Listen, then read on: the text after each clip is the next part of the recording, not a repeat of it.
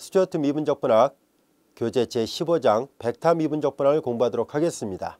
이 단원에서 학습하고자 하는 내용이 어떤 내용인지를 우리 교재 15장 1절에서 사진과 그리고 컴퓨터 그래픽 등을 이용해서 알아보려고 합니다. 먼저 여러분들 화면을 보면 알 수 있듯이 우리 교재에 나와 있는 사진입니다. 이 사진은 미국 북동부 지역의 어떤 해류의 흐름을 이렇게 화살표를 이용해서 표시를 하고 있었는데요.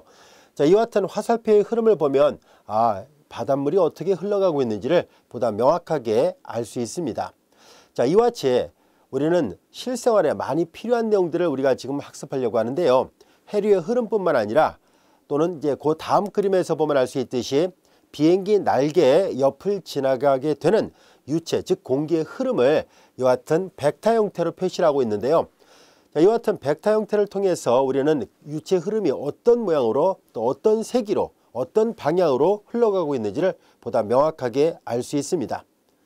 이와 같이 저자가 이런 사진 몇 장을 통해서 우리가 지금 배우고자 하는 제15장 벡터 미분적분학은 이와 같이 해류의 흐름이라든가 아니면 유체의 흐름, 이와 같은 모든 것들을 다루고자 하는 것이 이 단원의 주 목적입니다 라는 것을 설명하고 있습니다. 자, 그래서 우리는 이와 같이 유체역학이라든가 기타 다른 물리학적인 어떤 많은 분야에서 사용되는 이런 이론들을 좀 더 자세하게 학습하려고 하는 것이 이 교과 과정의 학습 목표입니다. 따라서 제목을 봐도 알 수 있듯이 벡터 미분적분학 이렇게 되어 있습니다. 우리가 앞으로 주로 다루고자 하는 함수들이 벡터 함수 형태로 되어 있어요. 벡터 함수는 이미 앞에서 설명을 했었죠. 그 벡터 함수에 대한 미분법과 더 나아가서 적분법을 어떻게 할 것인지를 알아보려고 합니다. 우선 교재 15장 1절 같이 한번 살펴보시도록 할까요? 자, 15장 1절에 보면 벡터장이라는 개념을 공부하려고 합니다. 몇 가지 용어를 다루려고 하는데요. 자, 여기 보다시피 D가 R2의 부분집합이라 하자라고 되어 있습니다. 하나하나 써가면서 설명하도록 할까요? R2의 부분집합을 D라 놓겠습니다. D는 이제 보통 이제 앞에서 많이 왔던 것처럼 도메인의 약자를 써서 표시한 것입니다. 자, 이제 R2의 부분집합을 D라 놨을 때 R2상의 벡터장은 D에 속하는 각각의 점에 대해서 2차원 벡터를 대응시키는 함수가 됩니다 하는 얘기예요. 즉 어떤 개념인지 한번 볼까요? 자, 이제 우리는 2차원 벡터들의 집합을 편의상 V라 놔보겠습니다. 그러면 이제 우리는 이 안에 있는 모든 점들을 대응시키겠습니다라는 얘기인데요. 대응되는 함수를 편의상 대문자 F로 표시를 해보도록 하겠습니다. R2는 평면상의 점들의 집합이고 R2의 부분집합 안에 있는 원소들도 당연히 평면상에 있는 점들일 테니까 이와 같이 표시가 되죠. 이 점을 이 대응관계 F에 의해서 여기 보다시피 2차원 벡터에 대응시킵시다 하는 얘기예요. 이 함수를 일로 대응시키면은 XY 이와 같이 되겠죠. 우리는 여기가 2차원 벡터들을 모아놓은 집합이라 가정한다면 편의상 벡터 이니셜을 따서 V라 표시를 했습니다. 2차원 벡터란 얘기니까 우리는 얘를 I와 J의 결합으로 분명히 표시할 수 있습니다. 3차원 벡터라면 I, J, K 결합으로 표시할 수 있어요. 자, 그래서 2차원 벡터라고 얘기를 했었으니까 우리는 제1성분 P를 이와 같이 XY로 2차원 평면상에 있는 점들에 의해서 대응되는 것이니까 이와 같이 표시할 수 있을 것이고, 이건 앞에서 얘기한 것처럼 스칼라 함수라 합니다. 이 두 개의 스칼라 함수 P하고 Q를 이렇게 I와 J의 결합으로 표시하면은 이렇게 해서 만들어진 이것을 우리는 여기 보다시피 2차원 벡터에 대응시키는 이 함수를 R2상의 벡터장, 벡터 필드라고 얘기를 하도록 하겠습니다. 그리고 IJ의 결합은 우리가 앞에서도 많이 해왔던 것처럼 이렇게 벡터 기호 표기 방법으로 이렇게도 표시할 수 있습니다. 이렇게 꺾기 기호 형태로 벡터를 나타내는 기호로 이렇게도 나타낼 수 있습니다. 자, 우리는 이와 같이 R2 평면상의 벡터장을 이와 같이 약속할 수 있었다면 비슷한 방법으로 R3 공간상의 벡터장도 비슷한 방법으로 정의할 수 있을 것입니다. 자, 그래서 R3의 부분집합을 D라 표시를 해보도록 하겠습니다. 그럼 똑같은 방법으로 이제 R3 안에 있는 R3의 부분집합 D 안에 있는 임의 원소들은 전부 다 순서상이 XYZ로 되어 있죠. 자, 이제 똑같이 이 대응되는 이 벡터장을 대문자 F라 표시한다면은 이 V는 앞서 설명한 것처럼 이제 벡터 공간이라 볼 수 있고요. 여기는 2차원으로 표시했다면 여기는 3차원에 대응시키도록 하겠습니다. 이제 공간상에 있는 점 XYZ를 이 FA에서 이렇게 3차원 공간을 확대시켜서 대응시키려고 하는데요. 이제 IJ의 결합으로 표시한 것은 평면 벡터를 말한다면 공간 벡터는 IJK의 결합으로 되어 있어야 돼요. 자, 그래서 I 앞에 있는 즉 제1성분은 벡터자 F의 제1성분은 P라 표시를 한다면 PXYZ I 벡터로 제2성분을 Q라 표시한다면 Q, XYZ 그리고 J 그리고 세 번째 성분을 R로 표시한다면 이렇게 나타낼 수 있을 것입니다. 이렇게 해서 표시한 것은 앞서 설명과 마찬가지로 얘네들도 IJK 결합을 이렇게 순서상 형태로 표시해서 약속한다면 이렇게 간단하게 쓸 수 있습니다. PQR이에요. 여기까지가 됐죠. 자, 그래서 이렇게 해서 표시된 것을 우리는 역시 3차원 공간상의 벡터장이다 라고 약속을 하겠습니다. 자, 그래서 이 화면상에 나와 있는 이 정의는 R2상의 벡터장이었다면 그리고 이제 보다시피 똑같은 개념으로서 우리는 R3상의 벡터장도 약속할 수 있습니다라는 것을 알 수 있습니다. 그러면 R2상의 벡터장이 의미하는 바는 보다시피 평면상의 한 점에서 이렇게 벡터를 대응시킨 개념입니다 하는 뜻이에요. 그럼 마찬가지로 R3상에서의 벡터장이라면 공간상의 한 점에서 벡터 값을 대응시킨 것을 말한다는 것을 알 수 있는데요. 그래서 그림상을 보면 이와 같이 되어 있습니다. 한 점 XYZ에서 이렇게 벡터장 F를 대응시켜 놓은 거예요. 이해됐죠? 자, 그리고 우리는 앞에서 했던 것처럼 이 화살표의 방향과 화살표를 보고서 방향이 어느 방향인지 그리고 화살표의 길을 가지고서 그 크기가 얼만큼인지를 알 수 있습니다. 자, 이제 그렇다면 우리는 간단한 예를 통해서 벡터장을 연습을 해보도록 하겠습니다. 예제 1번입니다. R2상의 벡터장이 이와 같이 약속되어 있을 때 몇 개의 벡터를 그려보세요 라는 얘기예요. 자, 우리는 간단하게 점을 예를 들어서 1,1, 1,0, 0,1 몇 개만 생각해 보도록 하겠습니다. 자, 예를 들어서 점의 좌표를 여기다가 이제 점 XY를 쓰고요. 여기는 벡터장 F, XY를 써서 표시해 보도록 하겠습니다. 자, 우리는 여기서 벡터장 F를 순서상으로 표시한다면 마이너스 Y, X 이렇게 돼 있죠. 자, 그래서 얘를 표시한다면 마이너스 Y, X 이렇게 표현할 수 있겠네요. 자, 이 점에 대응하는 벡터를 화살표로 평면상에다가 표시를 해보도록 하겠습니다. 자, 예를 들어서 여기가 1,0이라면 XY 위치가 바뀌면서 이제 Y쪽에는 마이너스 붙여야 되는데 여기 0에다 뭐 0은 부호가 없으니까요. 이렇게 따로 이렇게 쓰지 않고 이렇게 0,1로 쓸 수 있습니다. 같은 방법으로 0,1이라면은 Y좌표가 1이니까 여기 마이너스 1,0이라는 것을 알 수 있어요. 자, 그 다음에 이제 1,1 이렇게 한다면은 얘네들은 여기다 그대로 대입하니까 마이너스 1,1 이렇게 표현이 가능하겠죠. 자, 몇 개의 벡터를 그려서 나타내 보세요 라는 얘기인데요. 일단 이 점에 대응하는 벡터가 이렇다라는 얘기인데요. 이게 어떤 것을 의미하고 있는지를 우리가 R2 평면상에다가 표시를 해보도록 하겠습니다. 1,0은 여기 있고요. 자, 앞서 살펴봤던 것처럼 벡터장을 대응시킬 때 이렇게 그 점에서 그 벡터 방향으로 화살표를 표시합니다. 자, 그래서 여기서도 마찬가지로 그렇게 해볼 생각인데요. 1,0에서 0,1로 화살표를 표시한다는 얘기인데요. 0,1은 여기 있는 벡터 이 노란색 분필로 표시한다면 원점에서 길이가 1만큼 Y축 방향으로 가는 요 벡터를 말합니다. 벡터는 평이동시킬 수 있으니까 요 점에서 벡터를 대응시키면 바로 요 벡터가 이렇게 돼 있어요. 즉 여기가 F 1,0 이렇게 돼 있고요. 이 벡터가 보다시피 마이너스 0,1 이와 같이 대응됩니다. 이해가 됐죠? 같은 방법으로 0,1이라면 여기 있는 점이 되는데요. 요 점 0,1에서는 어떤 벡터인가 하고 봤더니 자, 제1성분이 마이너스 1이고 제2성분이 0이라는 얘기는 이쪽 방향으로 가는 벡터인데요. 그대로 벡터를 평이동시킬 수 있으니까 여기다가 그림을 그려서 본다면 노란색으로 그냥 표시해 볼게요. 이쪽 방향으로 가는 벡터입니다 라는 뜻이에요.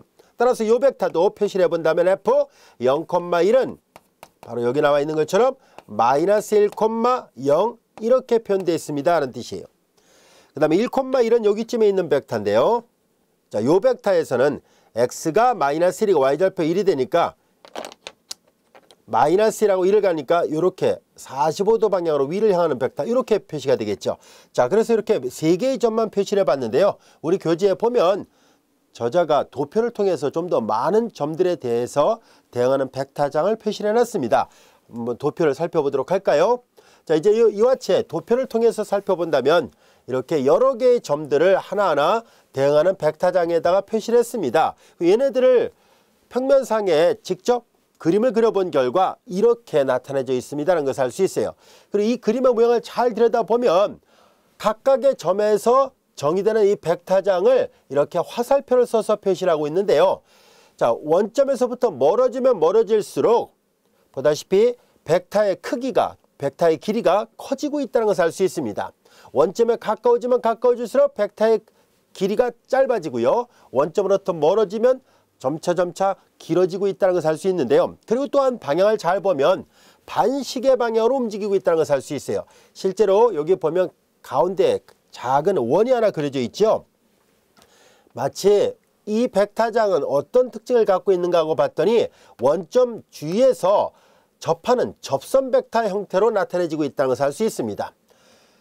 그리고 방향은 반시계 방향이라는 것을 알 수 있고요. 그리고 이 바깥에 있는 점들도 잘 관찰해 보면은요, 좀 더 큰 원을 하나 그려보도록 하겠습니다. 좀 더 큰 원을 그려본다면은 이렇게 큰 원상에 각각의 점에서 접하는 접선 벡터 방향을 나타내고 있다는 것을 알 수 있습니다. 자, 그래서 원 둘레를 접하는 접선은요, 원 표면상에 있는 점하고의 위치 벡터하고 수직이 돼야 되는데요. 정말로 그런지를 한번 살펴보도록 할까요? 자, 여기 임의의 점을 XY로 넣어 보겠습니다. 그래서 그 원점에서부터 위치 벡터를 표시했을 때 이 벡터의 성분은 X, Y가 됩니다. 이 점에서 이제 벡터의 성분을 표시를 한다면 다른 색깔로 표시할까요? 자, 이제 이 점에서 일로 가는 벡터의 성분은 이 파란색 벡터는 XY를 대입하면 마이너스 Y, X로 되어 있습니다. 따라서 여기에 벡터는 마이너스 Y, X 이렇게 되고요. 자, 이 초록색 벡터 X, Y와 파란색 벡터 마이너스 Y, X의 내적을 계산해 보도록 하겠습니다. 만약에 내적이 제로가 된다면 그러면 당연히 수직이라는 것을 알 수 있어요. 자, 그래서 내적을 계산해 보도록 하죠. 자, 이제 우리는 X, Y라는 위치 벡터와 이 초록색 위치 벡터와 파란색 마이너스 Y, X라는 이 벡터장을 내적을 해보겠습니다. 자, 성분이 주어졌을 때 벡터장의 내적은 끼리끼리 곱해서 더하면 되죠. 제1성분끼리 곱하니까 마이너스 XY, 제2성분끼리 곱하니까 YX, 그들의 합입니다. 자, 그런데 곱은 교환이 가능하죠. 그래서 이들을 계산해보니까 서로 소거돼서 0이 나옵니다. 따라서 여러분들이 보면 알 수 있듯이 위치 벡터를 X 벡터라고 이 벡터는 F, XY를 나타내는 벡터죠. 이들이 서로 수직이었다는 것을 알게 됐습니다. 그렇다면 이 위치 벡터하고 그 다음에 이 벡터장이 서로 내적이 제로였으니까 서로 수직 관계가 맞구나 하는 것을 알 수 있어요. 그리고 그림선을 보면 알 수 있듯이 이렇게 각각의 원운동하는 물체상에서 반시계 방향으로 접하는 접선 벡터가 주어진 벡터장이었다는 것을 알게 됐습니다. 여기까지 됐죠? 자, 그리고 우리는 이것을 조금 더 멀리서 바라본다랄까요? 아니면 더 이렇게 좀 크게 확대해서 본 모양이 이거였다면은 이제 이런 벡터장을 좀 더 확대해서 살펴보면 이런 모양이 됩니다. 방금 전에 계산했던 마이너스 Y, X라는 이 벡터장이 그래프를 그려본 결과, 컴퓨터 그래프를 그려본 결과 원점에 가까워질 때는 화살표의 크기가 되게 작죠. 근데 원점에서부터 멀어지면 멀어질수록 화살표가 커지고 있다는 것을 알 수 있고요. 그 방향은 전부 다 반시계 방향으로 돌고 있다는 것을 알 수 있습니다. 그리고 방금 전에 살펴본 것처럼 각각의 질점의 위치 벡터하고 이 접선 벡터 수직이 되어 있습니다. 그래서 여기 사실상 원을 그려보면요, 이렇게 원에 접하는 접선 벡터 방향, 반시계 방향으로 도는 그런 형태의 벡터장을 나타내고 있습니다. 자, 이제 우리는 예제 1번을 통해서 평면상의 벡터장의 그래프를 그려봤습니다. 그러면 우리 교재에 보면 평면상에 또 다른 벡터장들이 여러 개 있는데요. 화면을 보면서 하나하나 살펴보도록 할까요? 자, 이런 벡터장은 Y, sin X로 정의가 되는 그런 벡터장인데요. 컴퓨터 그래프로 그려보면 대략 이런 모양으로 그려져 있습니다. 자, 여기 보면 X축 위에는 오른쪽 방향으로 이동하고요. X축 아래는 왼쪽 방향으로 이동하는 그런 특징을 갖고 있습니다. 이런 건 손으로 그릴 수가 없어요. 컴퓨터 그래픽을 이용해서 우리가 벡터장을 표시하고 있습니다. 자, 또 다른 그래프를 살펴볼까요? 좀 복잡한 모양이죠. 로그 1 플러스 y의 제곱과 로그 1 플러스 x의 제곱으로 구성되는 이런 벡터장은 이 유체 흐름이 여기에서 이런 식으로 이렇게 가고 있습니다. 가운데를 비껴가면서, 원점을 비껴가면서 이렇게 나타내지고 있다는 것을 알 수 있습니다. 여기까지 이해됐나요? 그래서 이런 형태로 또 그려지는군요. 자, 그럼 R2는 뭐 이거 말고도 무한히 많이 있죠. 그래서 평면상에 연습 문제 보면 다양한 그래프들이 또 있습니다. 자, 이제 우리는 R3 상에서의 예문들을 한번 교재 그 그림을 보면서 한번 살펴보도록 할게요. 자, 이제 R3의 상에서는 자, F, X, Y, Z는 ZK, 요 K는 이제 Z축의 기본 단위 벡터예요. 따라서 여기 세 번째 성분만 남아있고 나머지가 다 제로란 얘기예요. 자, 이제 R3 상에서 이 벡터장을 그림으로 나타내 본다면 어떤 XY를 대입하더라도 Z값만 나온다는 얘기니까요. XY 평면에 수직이 되는 형태로 표시가 될 수밖에 없겠죠. Z가 양이면 위로, Z가 음이면 아래로 갈 테니까요. 자, 이거 그림으로 보면 되게 단순하게 되어 있습니다. 교재 그림을 같이 한번 활용을 해보도록 할까요? 자, 여기 XY 평면으로부터 위로 가면 이렇게 위쪽 화살표고요. XY 평면 아래로 가면 Z가 마이너스니까 아래 방향 향하고 있습니다.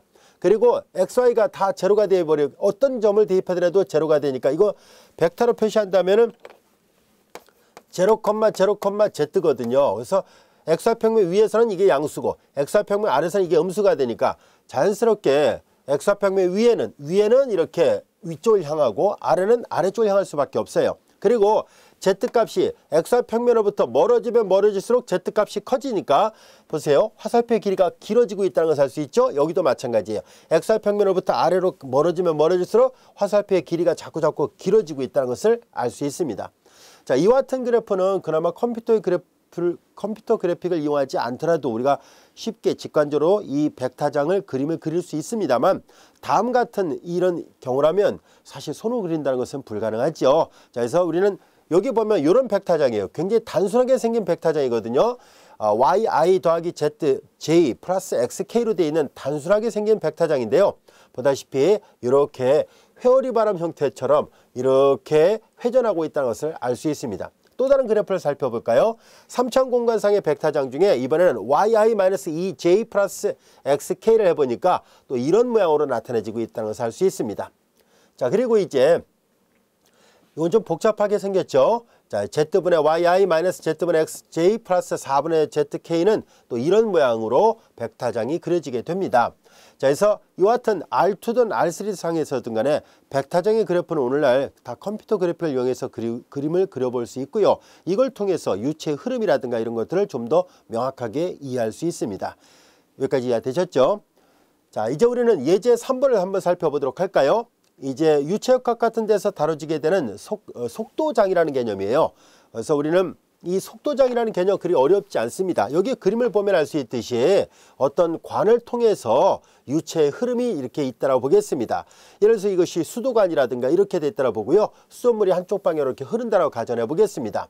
그럼 이제 요 화살표는 각각 이제 속도 벡터라 얘기를 한다면 이렇게 관을 통해서 흐르는 유체에 대한 것을 속도 벡터를 우리는 통틀어서 이제 속도장이라고 얘기를 하도록 하겠습니다.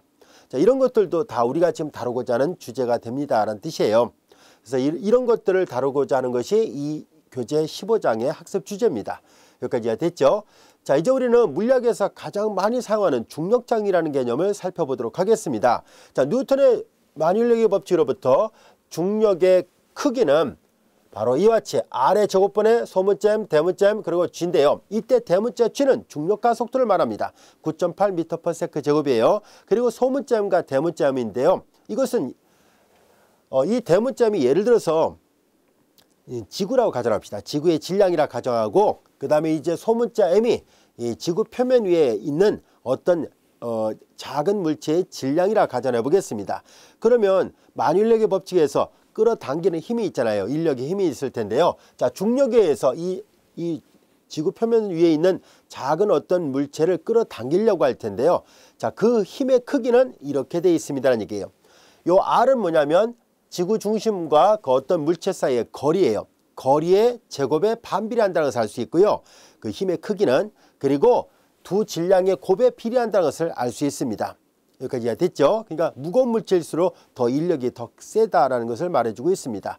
자, 이제 여기에서 우리는 이 중력의 크기를 나타내는 이 식은 여러분들이 이미 잘 알고 있는 마뉴레이 법칙에 의해서 얻을 수 있었는데요. 우리 이것을 벡터장 형태로 표시를 해보려고 합니다. 그래서 위치 벡터를 XYZ를 성분으로 갖는 이 위치 벡터를 X벡터로 놓겠습니다. 질량이 m인 물체의 위치 벡터요. 그리고 이제 우리 편의상 이 대문자 m이 지구의 질량이라 가정하고요. 그리고 우리는 편의상 이 지구의 중심이 좌표축의 중심이 원점과 같다라고 보겠습니다. 그러면 이 R은 뭘 나타내냐면 원점으로부터 그 표면 이 질량 m의 물체까지의 위치 벡터까지의 거리를 R로 놓을 수 있겠죠. 자, 그래서 우리는 R은 이퀄 X의 크기가 같습니다. 여기까지 됐죠? 여기서 m의 중심은 원점으로 본 거예요, 편의상. 자, 그러면 이 마이너스를 왜 붙여놨냐면은 우리가 지구가 예를 들어서 이 포인터 같은 경우는 이 작은 입체는 질량이 아주 무시할 정도로 작겠죠. 지구의 질량에 비해서 본다면요. 그래서 자연스럽게 우리가 지구 중심으로부터 잡아당기니까 놓으면은 떨어지잖아요. 그렇죠? 이때 그 방향은 어디를 향하는가 하고 봤더니 지구 중심을 향한다는 것을 알 수 있습니다. 그래서 이 마이너스를 붙여놓은 것은 뭐냐면 바로 원점을 향하는 중력 방향을 나타내고 있고요. 그 방향으로의 단위 벡터를 생각하려고 합니다. 자신의 크기로 나누면 단위 벡터가 되죠. 그래서 그 위치 벡터를 자신의 크기로 나눴더니 단위 벡터가 됐습니다. 마이너스는 지구 중심을 향해서 잡아당기고 있으니까 그래서 방향을 결정한 거예요. 자, 그렇다면 이제 우리는 이 중력을 나타내는 벡터장 표현 방법은 어떻게 표현할 수 있을까는 얘기입니다. 자, 그래서 이 X라는 점에서 위치 벡터예요. 물체에 미치는 중력은 다음같이 표현할 수 있습니다는 얘기예요. 이것은 앞서 다뤘던 얘가 이거의 크기를 계산하면 이렇게 돼요. 자, 실제로 확인해 볼까요? 여기다 크기를 붙이면 부호는 플러스가 될 것이고 여기다 크기를 붙이면 크기가 하나씩 약분돼서 X의 크기의 제곱이 되는데 X의 크기는 방금 전에 R이라 얘기를 했었잖아요. 그래서 R의 제곱으로 바뀌게 됩니다. 그래서 이 벡터장의 크기가 우리가 잘 알고 있는 마뉴레이 법칙의 크기예요. 이해됐죠? 자, 그래서 우리는 앞으로 이 중력장을 이걸 우리가 중력장이라 얘기를 하는데요. 중력장의 벡터 표현은 이렇게 됩니다. 요거는 그 크기를 나타낸 거고요. 아시겠죠? 그래서 이제 우리는 중력장의 이 벡터 표현 방법을 앞으로도 자주 사용할 겁니다. 요 표현 방법을 잘 기억해 두세요. 마이너스 x의 크기의 3승분의 소문자 m, 대문자 m, 대문자 g. 이 대문자 g는 중력 가속도예요. 그리고 x 위치 벡터예요. 자, 근데 보통 이제 물리학에서는 이 x 벡터를요 그냥 r 벡터로 사용합니다. 이거 같은 R이지만 이건 소문자 R이고요. 이거는 벡터를 쓰는 볼드체로 되어 있습니다. 굵은 글씨체로 되어 있어요. 그래서 X 대신에 R을 많이 써서 보통 물리학책은 이렇게 표현되어 있습니다. 이것을 중력장의 표현 방법입니다. 벡터 표현 방법이라 보면 됩니다. 자, 얘도 마찬가지로 벡터장입니다 라는 뜻이에요. 아시겠죠? 우린 뒤에 가서 이런 중력장과 보존장 이런 개념을 또 다뤄보려고 합니다. 자, 이제 또 다른 예문을 살펴보도록 할까요? 이건 좀 중력장의 성분 표현을 하나 더 다뤄보려고 합니다. 조금 전에는 중력장의 벡터장 표현 방법을 살펴봤다면 이제 성분을 직접 표현해보자 라는 뜻입니다. 이 성분을 표현하기 위해서요. 우리는 다음같이 X 위치 벡터를 XYZ를 쓴다면 X의 크기는 당연히 원점으로부터 거리니까 피타고라스 정리 쓰면 이와 같이 되죠. 자, 그럼 벡터장이 왜 이렇게 표현되는지 한번 살펴보도록 할까요? 자, 벡터장 F가 우리가 중력장을 표시할 때 여기에 X의 크기의 3승분의 여기는 소문자 M, 대문자 M, 중력 가속도하고 X였었잖아요. 자, 이들을 직접 다 표현 방법을 바꿔보려고 합니다.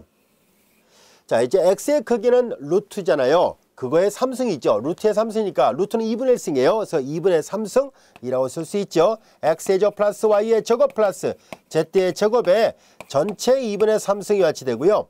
그 다음에 M, G가 있고요.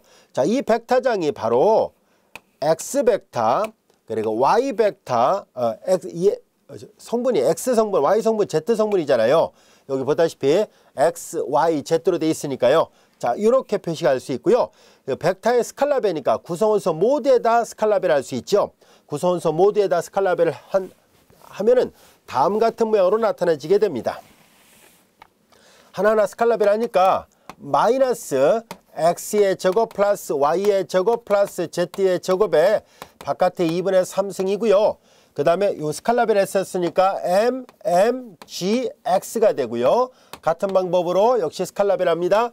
X의 제곱 플러스 Y의 제곱 플러스 Z의 제곱에 바깥에 2분의 3승분의 소문자 M, 대문자 M, 대문자 G, 그리고 여기가 Y가 됐죠. 마찬가지로 스칼라벨 했으니까 X의 제곱 플러스 Y의 제곱 플러스 Z의 제곱에 바깥에 2분의 3승, 그리고 M, 대문자 M, G, 그리고 Z 이와 같이 됩니다. 그리고 이런 순서상은 자연스럽게 I, J, K 결합으로 표현할 수 있죠. 그렇게 해서 표현한 게 이렇게 I, J, K의 결합으로 다시 표시한 게 이거예요. 따라서 벡터장을 이 벡터장을 하나하나의 성분을 나열해서 표현한 것이 요 식입니다. 이해됐죠?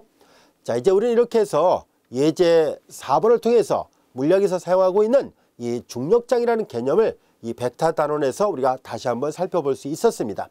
앞으로 자주 쓰이게 되는 그 중력장의 기호 표기를 잘 익혀두세요.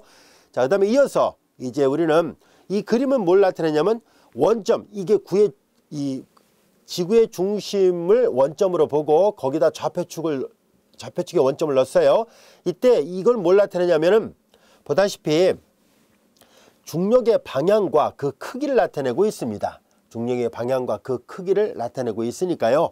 여러분들이 보면 알 수 있듯이 자, 여기 원점으로부터 멀어지면 화살표의 길이가 짧죠. 원점에 가까워지면 화살표의 길이가 길어졌죠. 이건 뭘 나타내냐면 중력의 크기는 여기 보다시피 거리의 제곱에 반비례하잖아요. 즉 두 점 사이의 거리가 가까워지면 가까워질수록, 즉 R이 작으면 작을수록 이게 힘은 커질 것이고 R이 커지면 커질수록 힘이 작아지죠. R이 커진다는 얘기는 지구 중심하고 물체의 그 위치하고 떨어져 있는 길이가 멀어지면 멀어질수록 이제 인력의 세기가 작아집니다는 뜻이에요. 그래서 그런 모든 것들을 이 그림으로 잘 설명되고 있다는 것을 알 수 있습니다.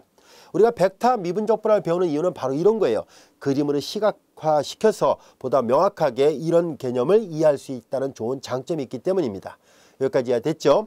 자, 이제 그럼 또 비슷한 방법으로 전자기학에서 사용하는 쿨롱의 법칙을 이용한 것도 역시 벡터장이 됩니다라는 것을 살펴보도록 하겠습니다. 자, 쿨롱의 법칙에 의하면 전기력은 다음 같은 형태로 표시가 됩니다. 요 입시로는 비례상수입니다. 자, 그 다음에 여기는 이제 Q, 대문자 Q는 각각 전하량이고요. 그 다음에 이건 앞에서 했던 것과 똑같습니다. 중력장에서 계산했을 때와 똑같이 그 거리를 나타냅니다. 요 크기는 거리를 나타내요. 그래서 위치 벡터를 대문자 X라 표시한 것 뿐입니다. 그래서 이렇게 두 어떤 전하량의 그 중심 사이의 거리를 R로 표시한다면 X의 크기는 R이에요. 그럼 보다시피 얘도 그 크기를 계산하면, 전기력의 크기를 계산하면 여기 크기는 약분되니까 R의 제곱분에 마치 앞에서 배웠던 중력의 크기하고 비슷한, 아니면 똑같다고 봐도 되겠죠. 중력의 크기하고 똑같은 형태의 그런 식이 나온다는 것을 알 수 있습니다. 이것은 전기력에 대한 벡터장 표현 방법입니다. 자, 이제 우리는 여기에서 이 두 개의 전하가, 두 개의 곱이 같은 부호에 전할 때는 두 개의 곱이 양수로 나오고요. 서로 다른 부호에 전할 때는 두 개의 곱이 음수로 나오게 됩니다. 여기까지 이해됐죠? 이미 여러분들이 고등학교 교과정을 통해서 물리학을 공부한 학생들이라면 이 쿨롱의 법칙이 어떤 모양인지를 잘 알고 있을 거예요. 그래서 이 전기력의 크기는 입시로는 비례상수이고요. 그 다음에 R의 제곱분에 Q1, Q2, 보통 이제 Q하고 여기 대문자 Q를 썼으니까 이렇게 표시하겠습니다. 그래서 중력의 크기하고 닮아 있는 공식이라는 것을 알 수 있습니다. 자, 그 다음에 이제 또 다른 걸 하나 약속할 수 있는데요. 보다시피 단위 전하당 힘은 이렇게 약속하는데요. 보다시피 방금 전에 계산했던 이 전기력을 이 전하 Q로 약분해버리면 Q가 하나 약분되어 버렸으니까 이것만 남겠죠. Q를 약분했으니까 X의 크기의 3승분의 입실론 Q, X만 남습니다. 이것을 단위 전하당 힘이라 얘기를 하고요. 이것을 우리는 이런 것들을 전하 Q의 전기장이라고 얘기를 합니다. 앞서 예제 4번은 중력장을 다뤘다면 예제 5번은 전기장을 설명하고 있습니다. 이런 모든 것들도 다 벡터 미분적분학 범위 안에서 다뤄지는 주제가 됩니다 라는 뜻이에요. 이해되셨죠? 자, 이제 우리는 이미 앞에 이것을 공부한 적이 있어요. 저 편도함수 편에서 이거 기울기장 또는 기울기 벡터라는 것을 공부한 적이 있었죠. 그라디안트 F 또는 델 F인데요. 어떤 함수가 이변수 함수라면 각각의 독립변수에 대해서 편입을 한 것을 제2 성분을 갖는 벡타장을 바로 이 대레프라 표시합니다. 독립변수가 3개라면 제1성분, 제2성분, 제3성분에 대해서 각각 편입을 한 것을 성분을 갖는 벡타장을 역시 대레프로 표시하고 있고요. 이들을 우리가 앞에서 배웠던 것처럼 기울기장 또는 기울기 벡타라고 얘기를 합니다. 자, 이제 우리는 이런 기울기 벡타를 이용해서 우리가 벡타장과 보존장, 잠재적인 함수 이런 것들을 다뤄보려고 합니다. 자, 우리는 예제 6번을 통해서 한번 방금 전에 계산했던 기울기 벡타장을 그려보도록 할 텐데요. 자, 이 스칼라 함수의 기울기 벡타장을 구해보세요 라는 얘기입니다. 이건 그냥 성분이 2개밖에 없으니까 대레프를 금방 구하죠. 자, 이제 f를 x에 대해서 편묘한 것이 제1성분, f를 y에 대해서 편묘한 것이 제2성분입니다. f를 x에 대해서 편묘하면 2xy, 그 다음에 f를 y에 대해서 편묘하면 x의 제곱 마이너스 3y의 제곱이 같이 됐고요. 이제 각각의 위치에 점의 좌표를 대입하면 예를 들어서 1,0, 1,1 이런 식으로 대입하면 이 벡타장의 방향을 표현할 수 있을 텐데요. 그것을 표현한 것을 교재 그림을 갖고 그냥 확인해 보도록 하겠습니다. 자, 이걸 일일이 손으로 그리기는 좀 어려우니까 이렇게 교재 그래프를 활용해 보도록 하죠. 자, 이제 이렇게 여기 보면 얘네들은 이 등고선입니다. 등고선이고요. 각각의 위치에서 점의 좌표가 주어지기만 하면 여기다 계산해 보면 이렇게 그림을 잘 보면 알 수 있듯이 등고선의 간격이 좁으면 좁을수록 화살표의 방향, 이 화살표가 그라디언트 벡터의 방향인데요. 등고선의 간격이 좁으면 좁을수록 화살표가 길어지고요. 등고선의 간격이 넓으면 넓을수록 화살표가 작아지고 있다는 것을 알 수 있습니다. 자, 이렇게 이 그라디언트는요, 주어진 함수가 만약에 양함수라면 가장 가파르게 증가하는 방향을 나타내거든요. 그래서 이 기울기 벡터가 바로 기울어진 정도가 최대가 되는 방향을 나타내기 때문에 이게 좁다는 얘기는 무슨 말이에요? 등고선의 간격이 좁다는 얘기는 그만큼 한 레벨에서 다음 레벨로 올라갈 때 가파르다는 뜻이거든요. 그래서 가파른 정도가 크게 나타나니까 등고선 위에서 봤을 때 등고선의 그래프가 폭이 좁으면 좁을수록 자연스럽게 이 그라디언트 벡터의 길이가 길어질 수밖에 없습니다. 이해됐죠? 그래서 이 그림을 통해서 우리는 이 등고선과 기울기장 이런 것들을 통틀어서 본다면은 잘 이해할 수 있을 겁니다. 그리고 여기 또 하나의 특징, 바로 등고선과 그라디언트 벡터는 서로 수직 관계에 있다는 것을 잘 알 수 있습니다. 폭이 좁으면 좁을수록 그라디언트 벡터는 커지고 폭이 넓어지면 넓어질수록 그라디언트 벡터는 작아진다는 것도 알 수 있습니다. 이해됐죠? 그리고 등고선하고 항상 수직 관계를 이루고 있다는 것도 알 수 있었습니다. 여기까지 이해되셨죠? 자, 이제 우리는 용어를 하나 배우려고 합니다. 이 용어는 앞으로도 자주 사용될 테니까 여러분들이 반드시 이 용어를 기억하고 있어야 됩니다.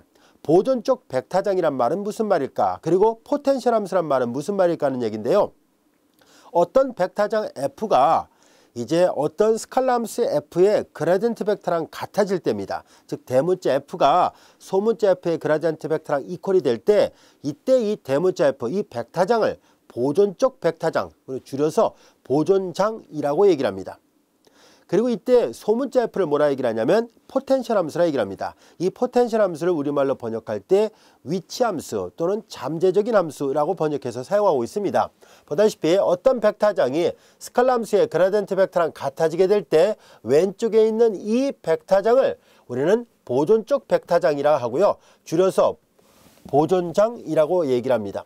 그리고 이 소문자 F는 바로 대문자 F에 대한 포텐셜 함수, 위치 함수라고도 얘기를 하고 또는 저기서 이제 번역할 때 이제 잠재적 함수 이렇게 번역해서 썼네요. 그래서 이제 보존적 벡타장이란 말과 포텐셜 함수란 말 여러분들이 잘 이해를 하고 있어야 돼요. 이 포텐셜은 거의 외래어를 그냥 사용하기도 합니다. 많은 책에서 이렇게 잠재적 함수라는 표현보다는 그냥 외래어 그냥 써서 포텐셜 함수 이렇게 우리말로 그냥 포텐셜 이렇게 써서 표시하기도 합니다. 그래서 용어로 그냥 혼용해서 사용하도록 하겠습니다. 자, 이제 우리는 어떤 벡타장이 보존적 벡타장이 되는지 안 되는지는 이와 같은 포텐셜 함수가 있는지 없는지를 가지고 구별할 수 있는데요.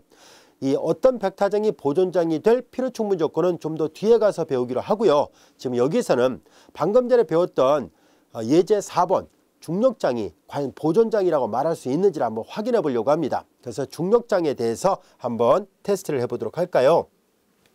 자, 우리는 이런 지금 방금 전에 계산했던 중력장을 성분 표현한 것이 이거예요. 우리는 이제 이 백타장이 과연 보존장이라고 말할 수 있을까라는 얘기인데요. 그걸 알아보기 위해서 우리는 다음 같은 함수 f를 하나 생각하도록 하겠습니다.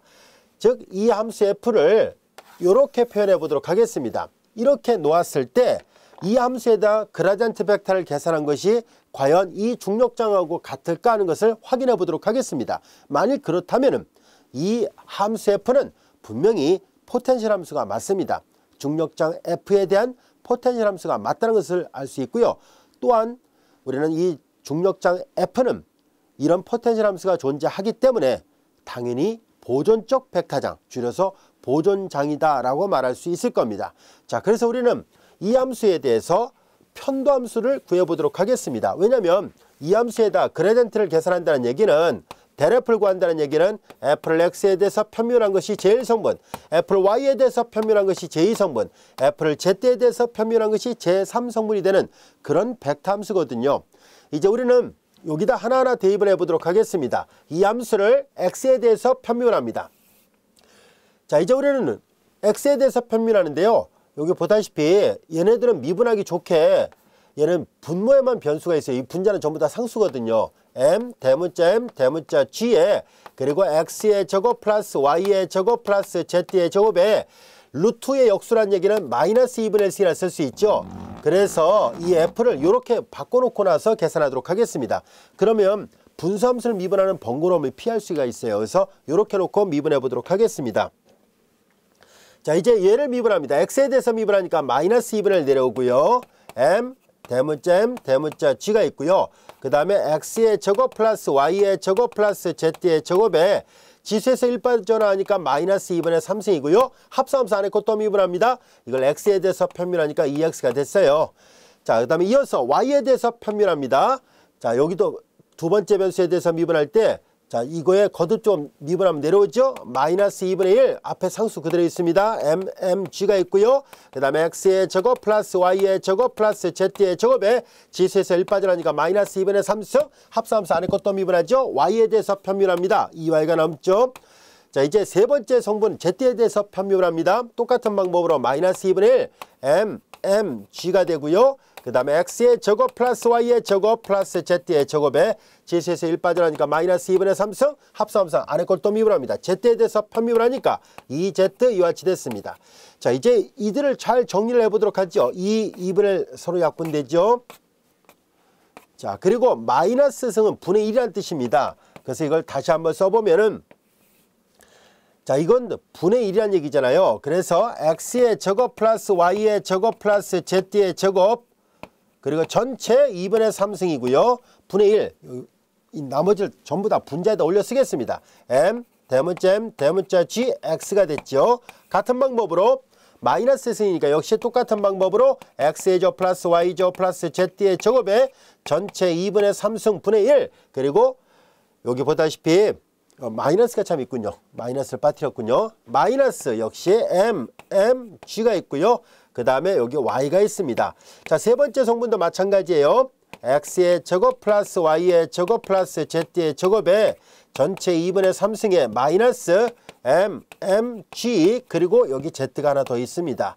자, 이제 이렇게 주어진 저 스칼라 함수에다가 이렇게 그라디언트 벡터를 계산해 보니까 이 모양이 나왔습니다. 우리는 이 모양을 앞서 계산해놨던 이 벡터장의 성분 표현한 거랑 비교를 해보겠습니다.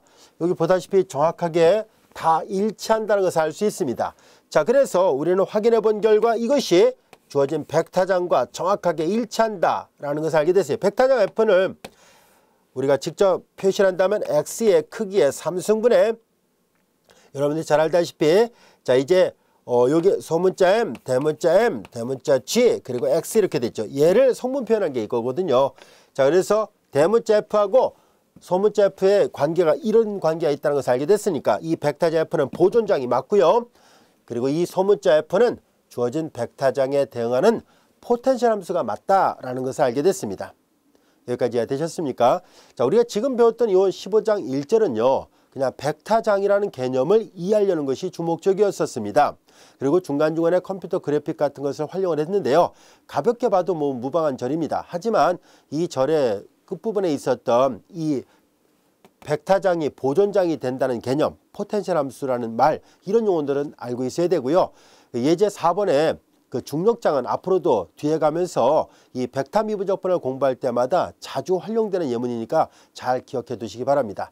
자, 이것으로 15장 1절을 마치기로 하고요. 이어서 15장 2절 같이 공부하도록 하겠습니다.